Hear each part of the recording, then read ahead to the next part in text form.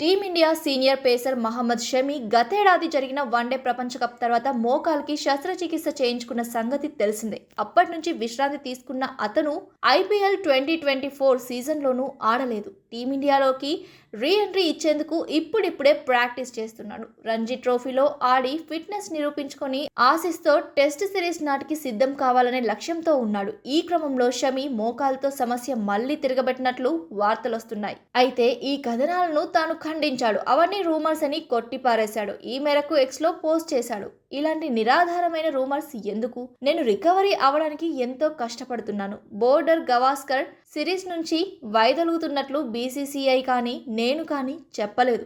ఇలాంటి ఆధారాలు లేని వార్తలకు దూరంగా ఉండాలని ప్రజలకు విజ్ఞప్తి చేస్తున్నా. దయచేసి ఇలాంటి ఫేక్ న్యూస్ను ప్రచారం చేయకండి అని పేర్కొంటూ తన గురించి వివిధ వెబ్సైట్లలో వచ్చిన వార్తలతో కూడిన ఫోటోని షమి పోస్ట్ చేశాడు. మరోవైపు షమి వేగంగా కోలుకుంటున్నాడని బీసీసీఐ వర్గాలు తెలిపాయి.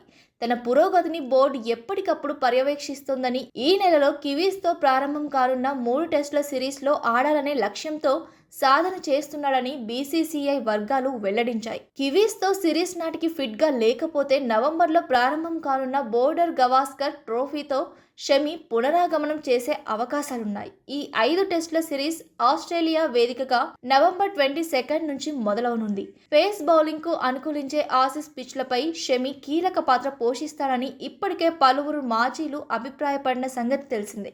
బూమ్రా, సిరాజ్, ఆకాశ్దీప్తో పాటు షమి కూడా జట్టులో ఉంటే పేస్ అటాక్ మరింత బలంగా ఉండనుంది. ఆస్ట్రేలియాలో వరుసగా 2 సార్లు ఈ సిరీస్ను సొంతం చేసుకున్న టీమిండియా మూడోసారి కూడా కంగారులను ఓడించి హ్యాట్రిక్ కొట్టాలని భావిస్తోంది.